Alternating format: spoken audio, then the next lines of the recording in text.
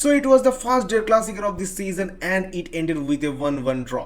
भाई as a neutral perspective भाई बहुत ही क्रेजी गेम गया है, लेकिन as a Bayern fan, as a Bayern perspective भाई ये मैच जीतना चाहिए था हमें और 3 पॉइंट्स भाई लेना चाहिए था, लेकिन हमने मिस कर दिया, हमने पॉइंट्स ड्रॉप किया है. बट इट्स ऑलवेज डिफिकल्ट भाई, इट्स ऑलवेज डिफिकल्ट कि भाई डॉर्टमुंड के होम पे जाकर उनके अगेंस्ट खेलना it is really a difficult thing to do.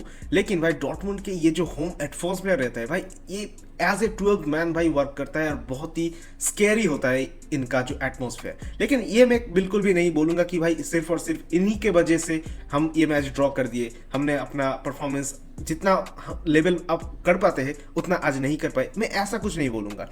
Of course हमने कुछ मिस्टेक्स की है और भाई पेले गए हैं. टू बी ऑनेस्ट, हमने जिस तरह से भाई आज गोल कंसीड किए that was a individual mistake from Konrad Laimer और उसके वजह से भाई हमने गोल कंसीड की है.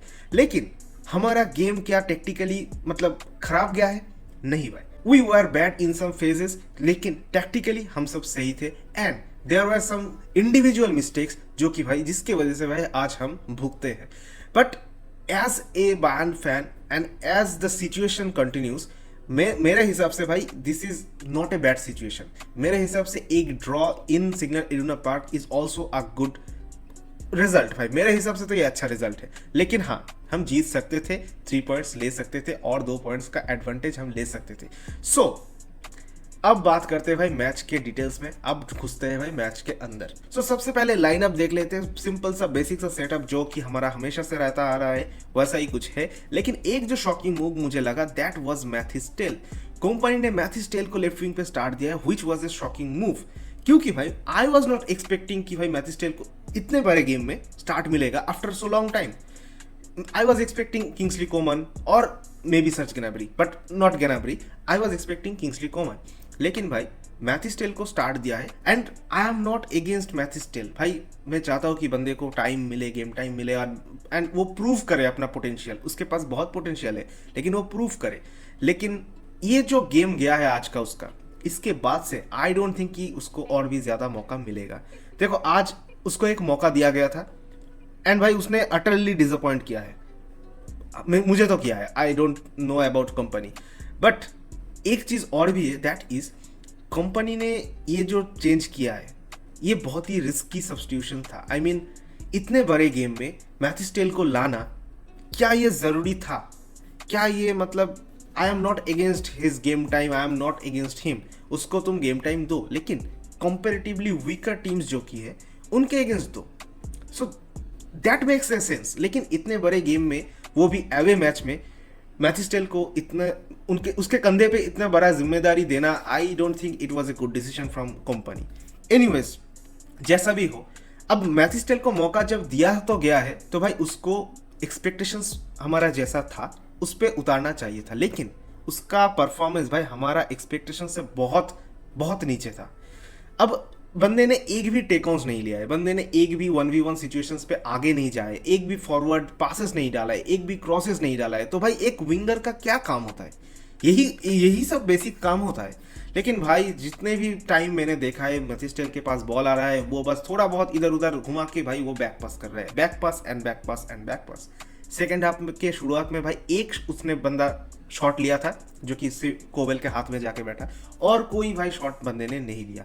सो आई एम, फिर से मैं बोल रहा हूँ कि I am not criticising him, लेकिन ये जो उसको एक मौका मिला था, बहुत ही एकदम सुनहरा मौका कंपनी ने दिया था इतने बड़े स्टेज पे, उसने गवा दिया इस मौके को. एंड आई रियली थिंक कि भाई उसको अब एक लोन स्पेल के लिए भेजना चाहिए because he needs game time, he needs this confidence. बंदे में पोटेंशियल है, सो उसको भाई लोन पे भेजो. Another thing, Leroy Sane, man come on, I can't trust you any more. और कितना बैक करूंगा मैं इसको? मैं भाई बहुत पहले से देख रहा हूँ. आई मीन ये this is his 5th season with Bayern Munich और बंदे का परफॉर्मेंस तुम देखो यार. मतलब इसने रन्स डाला है, कहाँ है इसका फिनिशिंग, कहाँ है इसका पासिंग, मतलब डिसीजन मेकिंग में भी गलत कर रहा है ये बंदा. अब आई कैन अंडरस्टैंड कि भाई कंपनी ने क्यों स्टार्ट दिया है, ओलिसे को बेंच किया है. पिछला जो गेम गया था कंपैरेटिवली बेटर गया था, तो इसलिए भाई उसको ये जो पिछला जो ऑसबर्ग के मैच के से जो इसका परफॉर्मेंस चल रहा है साने का, थोड़ा बहुत बेटर चल रहा है, थोड़ा बहुत बेटर फॉर्म चल रहा है. गोल्स भी मारे हैं, असिस्ट भी डाले हैं, तो आई कैन अंडरस्टैंड कि भाई ओलिसे के जगह पे भाई लेरॉय साने का स्टार्ट देना, आई कैन अंडरस्टैंड, लेकिन आज फिर से हमें वो दिक्कतें दिखाई दी है। भाई Leroy Sane can't perform, can't, he is no more in the same level of Bayern Munich. ये भाई स्टेटमेंट है और ये इसको एग्री करो एंड जितना जल्दी हो सके उसको ऑफलोड करो, चाहे इस सीजन हो चाहे अगले सीजन, तो वो ऐसे भी फ्री में जाने वाला है, कॉन्ट्रैक्ट एक्सटेंशन नहीं करना चाहिए उसका। सो लेरॉय साने को भाई ऑफलोड करना चाहिए। किंग्सली कोमन तो जाएगा ही, गनाब्री भी जाएगा, जाना चाहिए।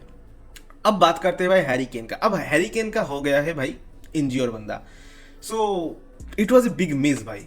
अगर हैरी केन पूरा 90 मिनट खेलता है ये पूरा match, so I don't think कि भाई हमारा ये ड्रॉ हो पाता है।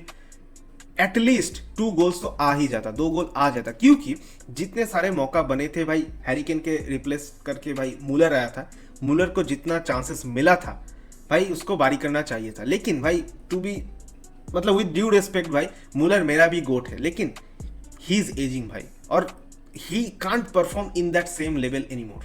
ये हमें एक्सेप्ट करना पड़ेगा। He is of course he is our goat and he is a respectable, क्या ही बताऊँ अब, बट ही इज इनफ भाई, इससे ज्यादा तो नहीं हो पाएगा उससे।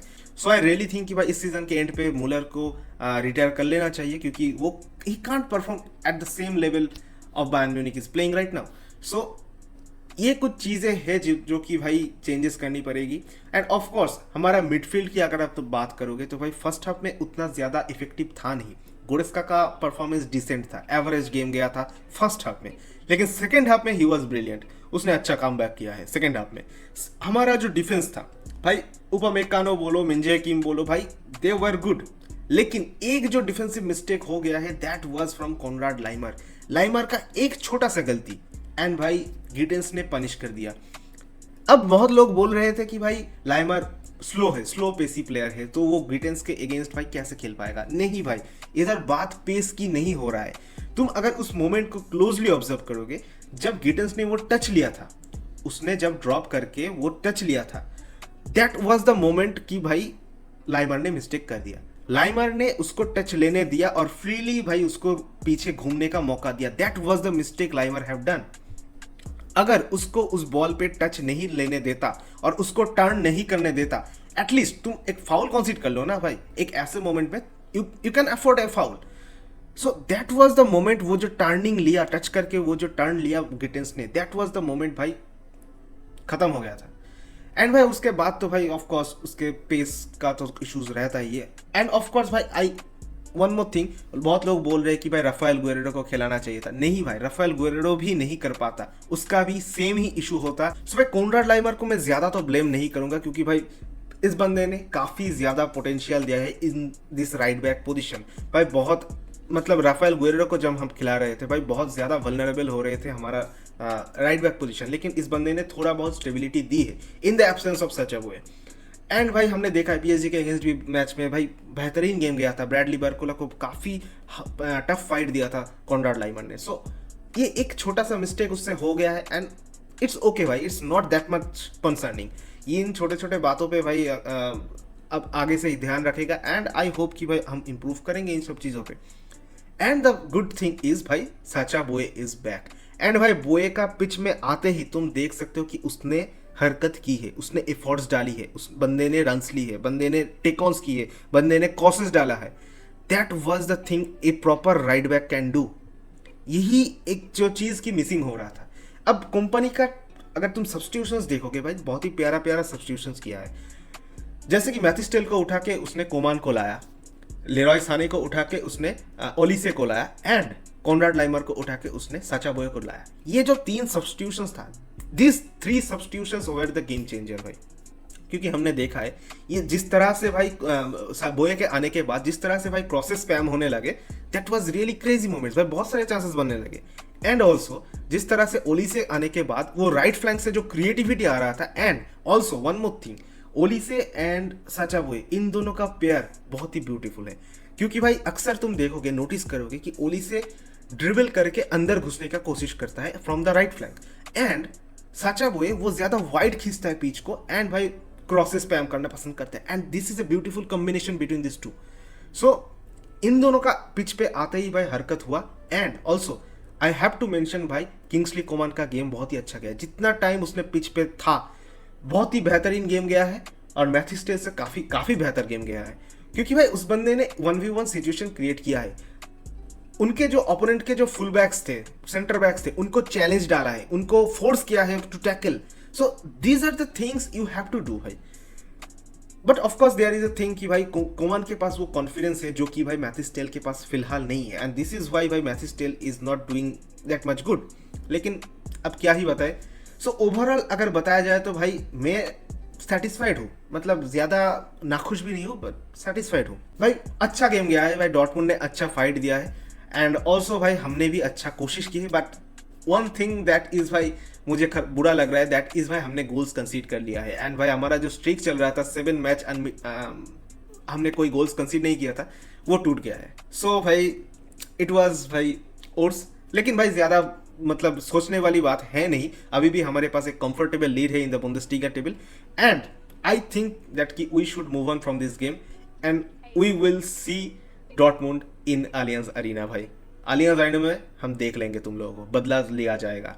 अभी राइट फॉर नाउ हमें फोकस करना चाहिए अपने नेक्स्ट गेम पे, दैट इज अगेंस्ट लिवरकूसन। एंड भाई the scary thing is Harry Kane का ये जो इंजरी है, आई डोंट नो कि भाई मतलब हैमस्ट्रिंग इंजरी है थोड़ा बहुत, लेकिन वो कल डायग्नोसिस होगा और फिर हमें पता चलेगा कि वो अगले मैच में प्रेजेंट होगा या नहीं। बट इन द लिवरकूसन मैच अगर वो नहीं रहता है तो भाई बहुत बहुत मतलब बिग मिस होगा भाई हमारे लिए। So that is all from my side, and I hope कि भाई मैंने सब चीज़ों को कवर कर लिया है। अगर मैंने कुछ मिस कर दिया हो तो please do let me know in the comment sections. And तुम लोगों को कैसा लगा ये वीडियो वो भी बताना मत भूलना। एंड भाई मिलते हैं भाई नेक्स्ट वीडियो या फिर watch along, I don't know भाई किस में मिलेंगे, लेकिन भाई मिलते हैं नेक्स्ट गेम के पहले लिवरकूसन वाले गेम पे। See you, tata, bye bye, good night and शुभ रात्रि।